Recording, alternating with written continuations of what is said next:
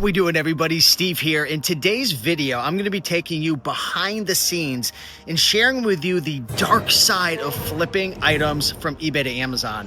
And this isn't just eBay to Amazon. This is selling on Amazon in general, okay? I'm going to take you behind the scenes and I'm going to share with you something that most Amazon sellers, most YouTube channels, they're not going to show you this, okay? So I'm going to go inside. I've actually got a friend coming over. I've got a deal that's going to be going on where he's going to get involved with this dark side as well. So be sure to smash the like button, follow along, and I'll explain with you exactly what I mean and also how you can make sure that your business still generates profits while overcoming this dark side. So let's get into it. All right, guys. So you're probably wondering, what are we doing in my garage? I got a bunch of items that I actually thrifted and some other items that I sourced that I'm going to be shipping out with GoToLister. But what is all of this and what's going on here? Because you're probably thinking, Steve, you have a prep center, right? For the last year and a half, you have been having all your items that you buy on eBay get shipped to a prep center, right? So you buy the stuff on eBay, get shipped to a prep center, and then, it goes to FBA, and when it sells, you make money. That's correct. Well, Steve, what the heck is all this stuff? Guys, I want to introduce you to the dark side of flipping items from eBay to Amazon, okay? When you start dealing with items like tools, electronics, even toys and games, I would say media is much better because you don't see a lot of books, right? You don't see a lot of DVDs and whatnot. Those ones back there, those are just, ignore those. Those aren't returns. But you're probably thinking like, holy crap, this is crazy, Steve. Like, talk to us about the dark side. So this is the dark side, guys. If you're gonna sell on Amazon, especially toys like Legos, right? Electronics. These are all items that I've purchased on eBay, right? This VTech item. We've got this Philips recorder. You're going to have a lot of customers who scam you, right? You're going to have people who buy items and return it, right? They're going to buy this item and it's brand new sealed and they're going to pay $80. I don't know how much it sells for, but I'm just making it up. And they're not going to understand how to install it. So they're going to open it and then they're going to return it back to you for a complete loss, right? It's going to be worth like $5 used. And Amazon doesn't care, right? You're going to have an item like this where a student buys it and enjoys it for a month and records all of his lectures and gets straight A's in school. And then they're just going to return it back and you're going to get screwed. It happens all the time, right? With toner, with electronics. Look, this person tried to install this wall switch timer and, they wanted to conserve energy. And then what? They just return it back because they can't figure it out or they decide they don't like it, so on and so forth. Now, there are mistakes here as well. And I'm going to get into what the heck I'm doing, right? You might be thinking to yourself, Steve, with all these returns, like, how are you making money? I'll explain it. I've got some things that I do and I'll dive into it. But before I get into that, I do want to say these aren't just all scams. Let's be honest. Some of these are mistakes on my part. Like, for example, I flipped a bunch of these Facebook portals right from eBay to Amazon. And guess what? Facebook stopped updating them and doing pushing through updates. So the customers couldn't update it and everyone just started returning them. So that was a mistake on my part. You kind of live and you learn. Here's another product right here. I didn't research them enough and look at the reviews enough. And the reviews are terrible on these little wireless headphones and everybody freaking returns them. Now I know, right? But there's plenty of items in here. Another mistake, my team purchased this CD player and we must not have looked at the pictures or maybe the batteries exploded during shipment. So, you just have to keep in mind a couple of things. Number one, you're going to make mistakes. Okay. Don't beat yourself up, right? Try to have a system in place to stop buying items that get returned all the time, right? Like the portals. These things keep getting returned all the time too. I don't know exactly what this does. It looks like it's an analog converter, but these are getting returned all the time too. So now I put a stop on it for my team, stop buying them. So these are all returns probably over, 4 months or so. So you're probably thinking to yourself, Steve, is it worth doing eBay to Amazon, right? With all these returns. So let me share with you a couple of tips. All right, guys, so here's the reality, okay? If you're going to be doing eBay to Amazon, or forget about eBay to Amazon, this could be, traditional online arbitrage. This could be any model that you're sourcing. If you're going to be dealing with toys, games, electronics, tools, really any product, but with books, usually the return rate's less than a couple percent. With DVDs, it's usually less than 3 or 4%. Right now, my return rate is between 10 to 12%, which is getting really high, okay? So you're probably thinking to yourself, why are you doing eBay to Amazon? The reason I'm doing it is because my margins are so high. The average item that I'm sourcing is 60, 70, 80, 90%. I have a lot of items that are even over 100% ROI. So you've got to make sure, and this is just what I do in my business, you've got to make sure if you're going to be buying items that have a 10, 11, 12% return rate, you've got to have enough margin to make up for that. Because guess what, guys? Even after all these returns, even after some of these things are complete losses, I'm still netting over $10,000 per month in profit. Okay, so I've got a business that's pretty much fully automated, right? We source all of our items with a replane catcher. They get shipped to our prep center. Big shout out to Little Owl Prep. They prep it, they ship it to Amazon FBA, and items either sell and we get paid or they get returned. Again, I think overall my return rate for like the entire year is like 9%, but lately it's been kind of creeping up lately. So, you know, we got to be a lot more careful. So the lesson is, if you're going to flip items that have a higher return rate, okay, you need to understand, you know, what type of ROIs you have to make up for it. So again, when I used to flip 30-40% ROIs, that was fine when I'd started in 2021, 2022, but I was doing DVDs mostly and books. The return rate was so low. Now that I'm dealing with a lot of toys and games and electronics and office supplies, the return rate is a lot higher. Well, guess what? The margins are a lot higher as well. So you've got to kind of balance that out. Another thing you got to keep in mind is, what's the percent of items that are returned that come back to Amazon is sellable or unsellable, which means after a customer returns it, it goes back to the Amazon warehouse, and the workers there, they determine, can I sell this in the same condition or can I not anymore? Okay, so a lot of these items you're going to see, they're open, they're damaged, they're just straight up scams or customer regrets, whatever.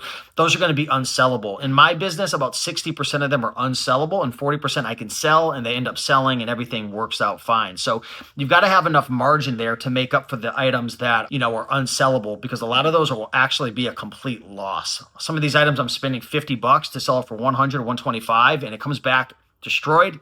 100% complete loss. So you have to know your numbers. For me, I've made videos. I have a weekly KPI sheet, which I'll put on the screen. It's my weekly scorecard. So I track what we spend, our sales, our actual profit, our net profit on Sellerboard. If you're not using Sellerboard, get Sellerboard, because that will actually track how much you're actually netting. It's like your P&L loss, like profit and loss on a month-to-month basis, like based on the products. It's not going to track your cash flow and whatnot. That's something that I track behind the scenes, because you could be actually making really good net profit on a product to product basis, but you could be negative cash flow if you're spending a lot more money, because when you spend money, it doesn't just instantly turn into cash, right? You have to buy the items, wait for them to ship, get checked in, go to FBA, finally sell, wait for the 2-week payout. So you've got to know your numbers. So that's another big lesson. If you're going to do this, you've got to know your numbers. And also you've got to have a strategy in place to be able to liquidate the losers. So all these items over here, right? All of these losers, I'm going to be liquidating them today. So I'm actually going to be adding in another clip. I'll be introducing you to my friend Vinny, which you might know Vinny. Vinny's the toy master. We've got a ton of videos, Vinny and I. He still sells on eBay. I think his 90-day is over 40,000. So he's averaging what? 13,000 a month on eBay, which is phenomenal. I've been liquidating to him, so I helped boost his sales. So we'll wait for Vinny to get over here and we'll get his thoughts on this operation. But this is the dark side, right? Nobody wants to talk about this. This is the dark side. But again, if you know your numbers, if you're tracking your net profit, if you have scorecards and KPIs and you understand your numbers, because you know, I have to know my numbers. I have a team that I have to pay. It's almost $3,000 a month, right? I've got prep center that I have to pay. You know, last month, you know, we spent $60,000 gearing up for Q4. So on a cash flow basis, I'm negative right now for like the last 45 days because we're spending so much, but we're going to stop spending probably the first week of November, because we're not going to be buying anything because things aren't going to check in. So this is the dark side. But if you know your numbers and you're making money and you've got a system that where you're not spending a ton of time, I'm working 1 to 2 hours per week, then you can make it work, but you've got to know your numbers. So anyways, let's wait for Vinny to get over here and let's see if he's happy with my Amazon scam products that I'm going to be selling him for pennies on the dollar. Vinny gets a good deal, I'll tell you that. All right, look who we got here. We got Vinny. We call him the toy master. You got the sun right in your eyes, so I'm going to help you out. What did you get? Tell everybody right now before we go inside, because he's going to be buying my expensive inventory for pennies on the dollar. What did you get, man? 2017 Honda CRV.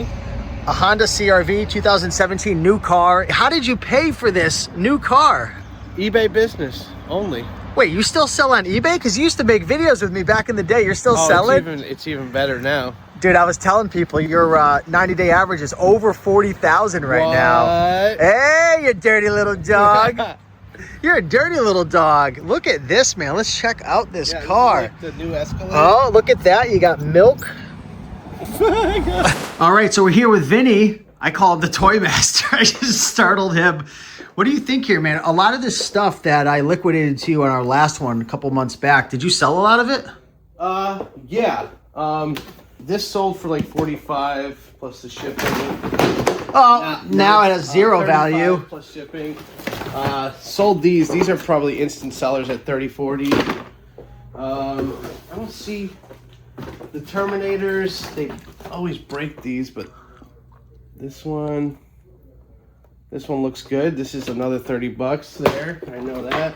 These go pretty quickly if they're open box. 25. Oh, that thing 30. got murdered. What happened? What did they do to that? Or maybe that actually got damaged at the Amazon warehouse, probably. I might have a high price on these because I have these for 30 on my eBay and nothing yet. I've got an offer for like 15 bucks, but I declined it.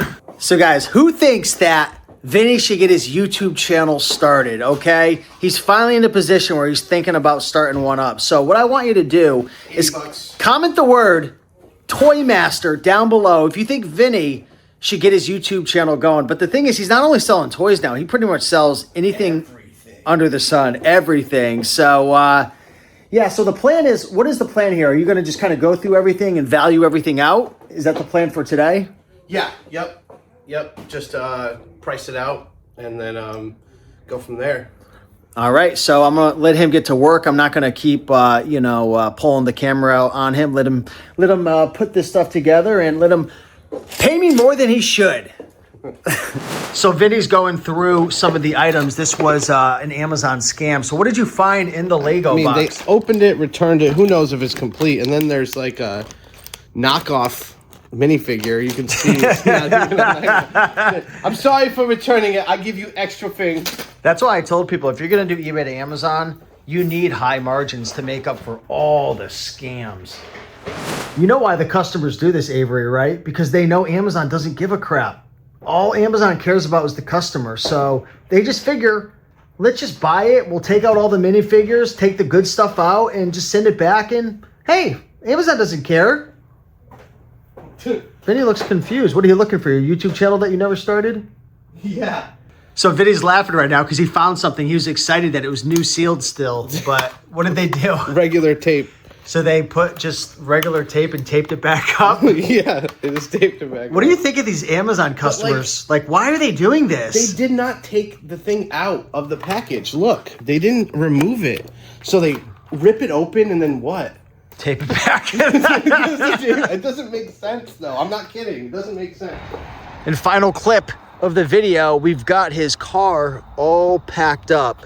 It's kind of hard to see, but there's boxes and everything. How you feeling, man? It was a pretty decent deal. Yeah, filled the car. Yeah. Paid good. Stuff looks pretty good condition, too. Yep, so he's all loaded up and... yeah, what happened? Not new.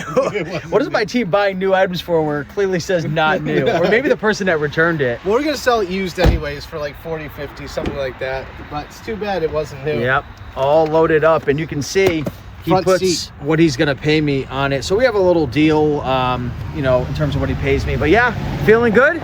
Yeah. All right, let's rock and Get it all roll. listed as fast as possible now. List it up, man. 50K, 90 days. I wish, yeah. I'm trying.